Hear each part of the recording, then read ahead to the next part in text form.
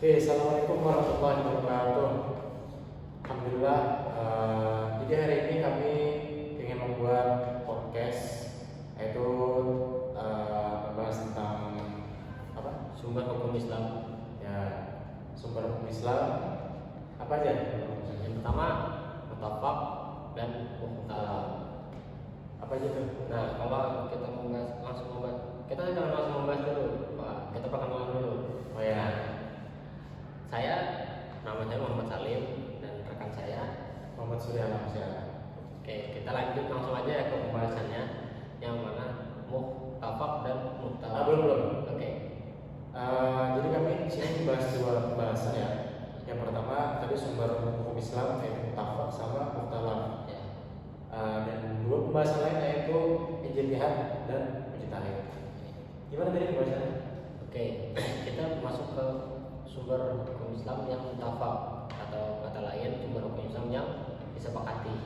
Nah, sumber hukum Islam yang disepakati yang mana kita udah banyak tahu ya. Yang pertama itu Al-Quran, Ya.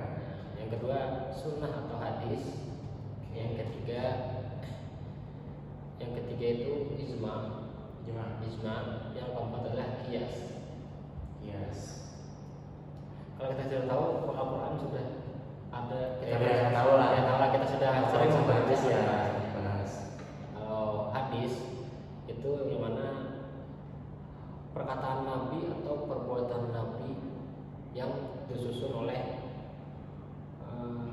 bisa dibilang udah ada klasifikasi orang-orangnya lah. Nanti kita bahas lebih lanjut ya masalah-masalah itu. Nah itu kalau ketiga itu ada ijma, atau kata lainnya pendapat para ulama yang Ya. telah dikumpulkan dan disaring-saring dan mendapatkan satu kesimpulannya, itu ijma. Nah yang keempat adalah qiyas. Nah qiyas ini kalau bahasa sekarang itu disebutnya analogi atau menyamakan sifatnya namun perbuatannya berbeda. Mengambil suatu hukum dengan adanya Kesamaan sifatnya. Contohnya Contohnya gimana? Contohnya tuh seperti ada satu hukum di mana dilarang untuk minum khamar. Sedangkan sekarang tidak ada minuman khamar tersebut, atau yang di zaman Nabi tidak ada.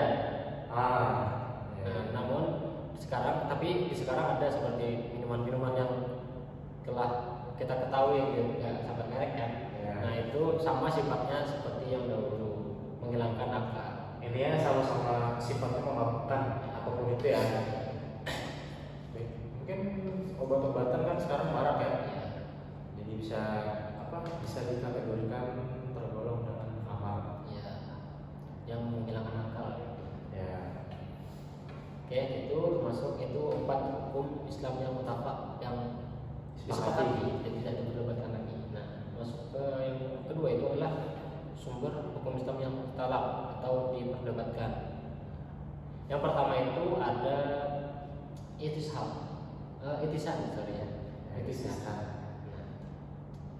Jadi istisan ini contohnya tuh seperti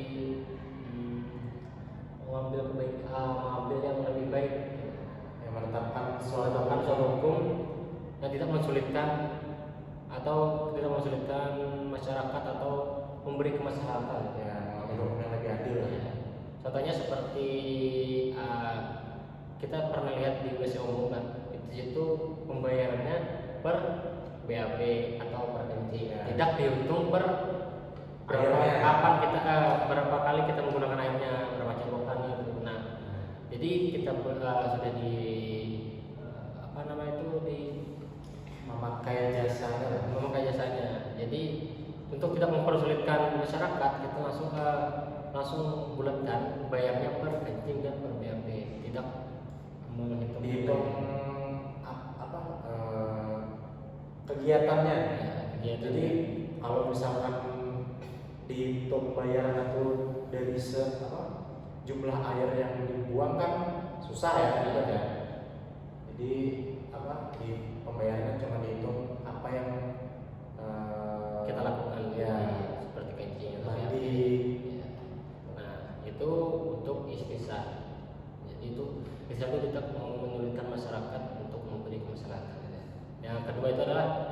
maslahat mursalah. Nah, maslahat mursalah itu atau artinya adalah suatu hukum yang memberi kemaslahatan, namun hukum tersebut tidak ada di zaman Nabi. Nah, jadi ada hukum baru di zaman sekarang, namun tidak melanggar syariat Islam. Contohnya seperti apa? Contohnya itu kita di Indonesia ada peraturan lalu lintas, atau kita ada KTP, SIM untuk berkendaraan, kendaraan lah bahasanya itu. Nah, jadi di zaman Nabi tidak ada kan peraturan lalu lintas, dan di Indonesia kita mengumumkan itu. Namun peraturan-peraturan tersebut tidak melanggar syariat Islam. Nah, itu disebutnya maslahatul mursalah. Intinya menetapkan suatu hukum itu untuk kemaslahatan bersama lah. Iya. Gitu. Kalau tidak ada seperti lalu lintas, KTP, tanda Susah pengenal ya. begitu susah kan? Ya. Nanti di jalan banyak yang Ngawur, nah, itu ngawur. Jadi itu masalah itu masalah. Yang ketiga itu ada ihtisab. Istisna. Nah, ihtisab. Ihtisab ini artinya itu adalah mengambil hukum awal ketika kita ragu-ragu. Nah, gitu kan? Ya. Kita ragu-ragu. Contohnya seperti kita mau sholat. Nah, kita sudah ingat kita nih pernah wudhu. Nah, tapi kita ragu-ragu apakah wudhu kita ini batal. Nah, namun kita masih ragu-ragu apakah kita batal, namun tidak ada faktor yang membatalkan. Kita ingatnya kita sudah wudhu, jadi kita ambil hukum kita sudah wudhu saja. Nah, itu sisa. Jadi kita mengembalikan apa yang kita sudah lakukan sebelumnya dalam keraguan tersebut. Ya. Nah, kasus lain itu kalau misalkan ragu sudah wudhu atau belum, berarti kan keadaan awalnya belum wudhu ya, gitu ya. Iya. Berarti yang kita ambil keadaan awalnya belum wudhu. Nah, kalau tadi kasusnya Salim tadi itu dia sudah wudhu tapi ragu batal atau enggak, maka diambil hukum awalnya, yaitu dia sudah wudhu artinya masih suci. Ya. Tapi dalam kutip kita ingat kita pernah melaksanakannya, kita pernah mengingat kita pernah wudhunya itu. Oke, lanjut ke sumber hukum Islam yang keempat. Yang keempat itu ada huruf. Yang keempat itu huruf. Nah, jadi huruf itu menetapkan suatu hukum dan sesuai bukan sesuai yang ada. Lantai satu ujung. Lantai satu ujung 105. Nah, huruf itu menetapkan suatu hukum dengan adat selagi adatnya tidak menyeleweng dengan syariat. Lagi-lagi syariat. Jadi huruf itu misalkan nih, kalau ijab kabul tentang menjual beli, ijab kabul itu kan masing-masing daerah mungkin beda-beda syarat terimanya. Kalau di Banjar tuh tukar jual. Ya, tukar jual. Tapi apakah harus sama? Enggak, sesuai huruf tadi atau ada. Kalau di lain bisa Terima kasih. Ya, terima kasih sama-sama. Nah, itu tentang huruf. Nah, saya pernah bercerita di daerah saya Tanjung, Pak. Karena persen saya ke Banjarmasin ini, kalau kita kuliah di sini ada sebutan jual tukar. Sedangkan kami di Tanjung cuma cukup terima kasih. Nah, itu termasuk huruf ya. Iya, huruf. Walaupun berbeda namun tetap ya sama penggunaannya. Kan ada di setiap sih kebiasaan lah. Selagi kebiasaannya itu tidak bertentangan dengan syariat. Terus habis huruf itu status zari'ah. Status zari'ah itu sesuatu yang awalnya hukumnya dibolehkan, tapi karena tujuannya merupakan tujuan yang dilarang, itu jadi nggak boleh. Seperti apa itu? Contohnya, misalkan kita punya harta nih, terus harta kita tadi itu sudah mencapai nisab. Oh, nisab. Nisab sama haulnya. yang diwajibkan untuk berzakat itu Ya, kadarnya berzakat itu sudah terpenuhi. Nah, ya. Tapi karena saya bahasa itu saya nggak mau zakat nih, saya kira harta saya itu tidak dikeluarkan untuk zakat, saya hibahkanlah harta saya beberapa. Oh, Jadi hartanya itu otomatis kan nggak sampai haul tuh, nggak sampai haul. ya karena ada dihibahkan tadi. Iya. Assalamualaikum.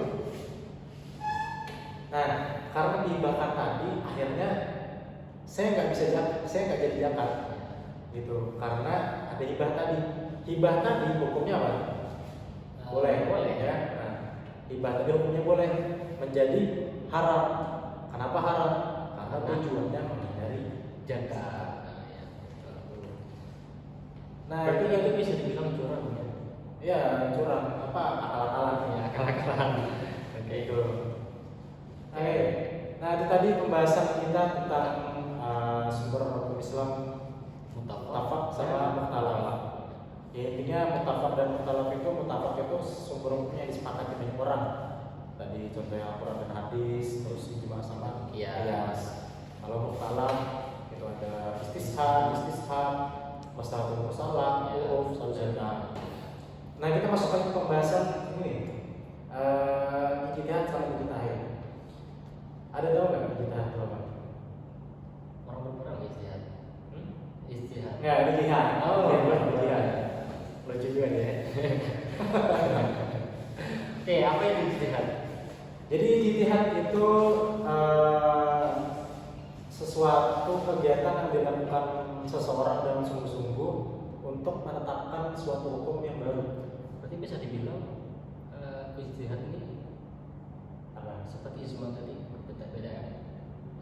Bisa juga ijma. Nah, tadi kan ada tuh sumber mutafak itu kan ijma sama qiyas ya. Iya. Jadi ijma sama qiyas itu termasuk metode ijtihad. Tadi kan ijma kan ada tuh kumpulan ulama yang pendapat ulama. Nah, itu bisa hasil ijtihad ulama dikumpulkan jadi satu produk hukum. Nah, itu metodenya. Qiyas sama ijma itu metode ijtihad.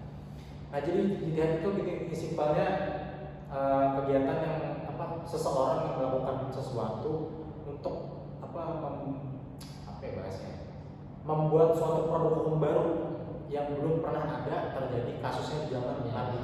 Apalagi di era sekarang banyak permasalahan. Ya, karena zaman semakin berkembang ya, nggak mungkin hukum itu stuck di situ aja. Maka hukum Islam itu harus menyesuaikan zaman ya produk hukumnya. Nah, ijtihad itu dilakukan ketika ada kan ayat Al-Quran itu ada namanya qat'i sama zanni. Kalau qat'i itu ayat yang sudah pasti, yang sudah jelas hukumnya. Contoh, ayat yang melarang zina. Zina itu sudah pasti haram ya. Tidak bisa diijtihad lagi mau gimana hukumnya, pasti sudah tetap haram. Nah, tapi ada namanya nas atau ayat yang zanni. Zanni itu dugaan, masih bisa ditafsirkan. Contoh, ada ayat dari Al-Quran itu menyatakan bersentuhan kulit itu bersentuhan dengan yang bukan mahram itu batal.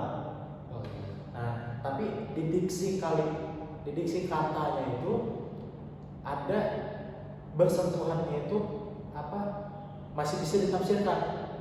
Apakah bersentuhan itu secara tidak sengaja atau dengan syahwat baru batal. Nah, jadi gitu. Pokoknya ruang lingkup pembahasan ijtihad itu ayat yang masih bisa ditafsirkan atau belum masih ada bisa dibilang bukan menuju satu gitu kan. Iya, masih belum bahasa hukumnya. Bahasanya itu bukan hukum yang sudah pasti dari zina tadi. Ya, kan di sini ada bentuknya zina. Ya.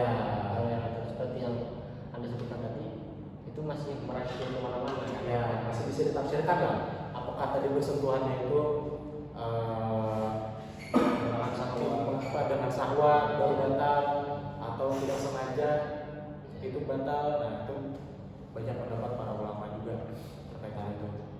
Nah itu tadi tentang ijtihad. Ya. Nah kalau ada ijtihad maka Makanya ada namanya mustahil. ya mujtahid. Ijtihad itu kegiatannya. Nah mujtahid itu orang yang berijtihad. Ya. Nah jadi mujtahid itu orang yang berijtihad dan kemudian mujtahid itu memiliki banyak syarat juga. Jadi diantaranya itu mujtahid itu yang pertama pasti dong harus bisa bahasa Arab. Ya. Nah, mungkin bahasa Suryani ya mungkin. Iya. Nah terus Bahasa Inggris. enggak kan di kita kan Aku rasa kamu mungkin mau bahasa Inggris ya. lucu aja. Lanjut. Yang kedua, mujtahid harus menguasai semua ulumul Quran, ulumul hadis, terus ilmu-ilmu bahasa pondok tuh ilmu alat. Ilmu alat seperti apa? Nahwu, sorof, Oh, iya. balaghah, Saya- mantik. Saya gitu pernah lah. dengar ilmu tersebut. Ilmu pondok ya. Iya. Ya, ya.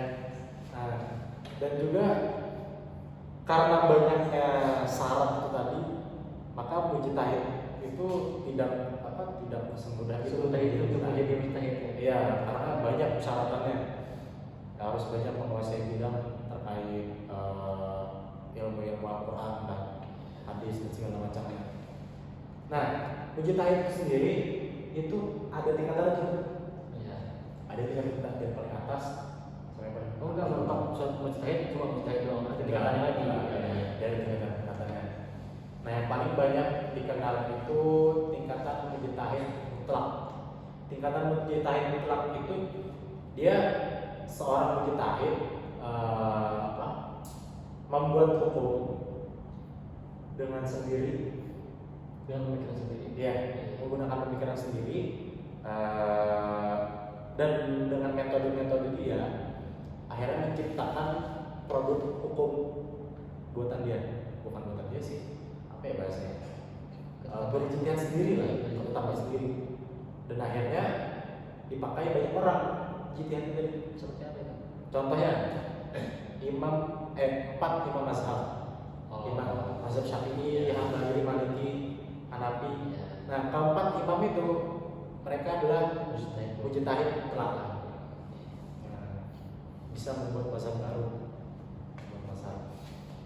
Terus ya banyak lagi lah terkait tingkatan-tingkatan mujtahid.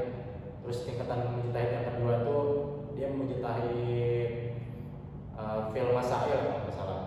Itu mujtahid yang dia kerangka teorinya itu